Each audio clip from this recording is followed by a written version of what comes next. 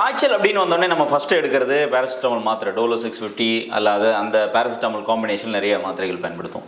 ஆனால் காய்ச்சல் வந்த உடனே முதல்ல ஒரு சில மூலிகைகள் நமக்கு ஆப்ஷனில் இருக்குது. அதில் கபசுர குடிநீர், நிலவேம்பு குடிநீர் காய்ச்சல் அகற்றக்கூடியது.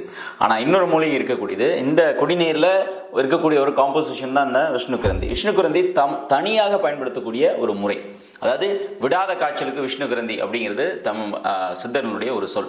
ஸோ விஷ்ணுகிரந்தி அடையாளம் காண்பது அப்படிங்கிறது இது ஒரு சிறு செடி இனம் வகை சார்ந்தது, ஒரு நீல பூக்களை கொண்டது. ஸோ இந்த மூலிகை நீங்கள் பார்த்தாலும் எப்பொழுது பார்த்தாலும் எடுத்து வைத்துக்கொள்ளலாம். ஃப்ரெஷ்ஷாக கிடைக்காதவங்க அப்படியே எடுத்து சமூலமாக எடுத்து முழு செடியாக எடுத்து கழுவிட்டு நிழலில் உலர்த்தி பொடியாக வைத்துக்கொண்டும் நீங்கள் பயன்படுத்தலாம்.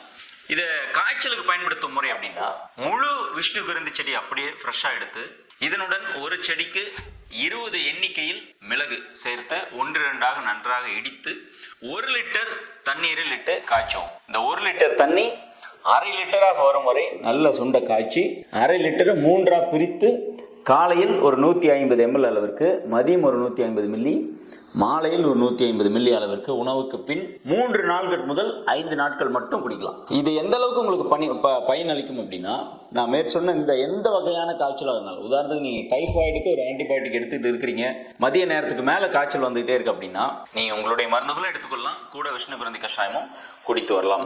ஃப்ளூ இருக்கு, சளி, அதிகமான சளி மற்றும் காய்ச்சல் தொடர்ச்சியாக இருந்துகிட்டே இருக்குது, நீங்கள் வேறு ஏதாவது ட்ரீட்மெண்ட் எடுக்கிறீங்கன்னாலும் கூட ஒரு சப்ளிமெண்ட்ரி ட்ரீட்மெண்ட்டாக இதையும் நீங்கள் விஷ்ணுகிரந்தி கஷாயம் குடித்து வரலாம்.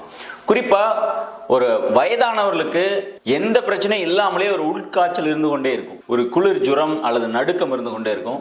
இவர்களும் இந்த விஷ்ணுகிரந்தி கஷாயத்தை வாரத்தில் ஒரு 1 முதல் 3 நாட்களுக்கு அவ்வப்பொழுது எப்பெல்லாம் நீங்கள் குளிர் ஜுரமாக உணர்றீங்களோ அப்பொழுதெல்லாம் எடுத்துக்கலாம். காரணம் என்ன, கிருமியே இல்லாமலே குளிர் ஜுரம் இருக்கும். அந்த வீக்னஸ் காரணமாக வயதானவர்களுக்கு அவர்களுக்கு இது ஒரு அற்புதமான ஒரு பயனளிக்கக்கூடிய கஷாயமாக திகழ்கிறது. இந்த விஷ்ணுகிரந்தியை ஒருவேளை உங்கள் பகுதியில் கிடைக்கலன்னு நீங்கள் டவுனில் இருக்கிறீங்கன்னா, உங்கள் பக்கத்தில் இருக்கக்கூடிய எல்லா சித்த மருத்துவ மையங்கள்லையும் இது கிடைக்கும், அல்லது சித்தா மெடிக்கல் ஸ்டோரில் விஷ்ணுகிரந்தி பொடியாக கிடைக்கிறது. இது என்ன பிராண்ட் அப்படின்னு இல்லை, ஏதாவது ஒரு பிராண்ட் உங்களுக்கு கிடைக்கிற பிராண்டை நீங்கள் வாங்கி அதை 2 விதத்தில் இந்த விஷ்ணுகிரந்தி பொடியாக நீங்கள் எடுக்கும்போது எடுக்கலாம்.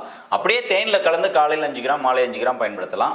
அல்லது நீங்கள் கஷாயமாக குடிக்கிறதா இருந்ததுன்னா இதே மெத்தடில் தண்ணீரில் இட்டு, அதாவது 1 ஸ்பூன் விஷ்ணுகிரந்தி பொடியை ஒரு 300 மில்லி தண்ணீரில் இட்டு 150 ml ஒரு முறை குறைத்து அதன் பிறகு நீங்கள் காலை மதியம் இரவு அப்படின்னு சொல்லி 3 டோஸில் நீங்கள் எடுத்துக்கொள்ளலாம். விஷ்ணுகிரந்தி மூலிகை கஷாயம் யாரெல்லாம் சாப்பிடக்கூடாதுன்னு ஒன்றும் பெரிய கான்ட்ராண்டிகேஷன் கிடையாது. அன்லஸ் உங்களுக்கு இதுக்கு முன்னாடியே ஏதாவது இந்த மாதிரி ரா ஹர்ப்ஸ் எடுக்கும்போது ஏதாவது ஒரு எஃபெக்ட் இருக்குது, ரியாக்ஷன் இருக்குன்னா நீங்கள் எடுக்க வேண்டாம். மற்றபடி எல்லாருமே ஒரு 12 வயதுக்கு மேலே இருக்கக்கூடிய குழந்தைகள்லேருந்து பெரியவங்க வரைக்கும் எல்லோருமே பயன்படுத்தலாம்.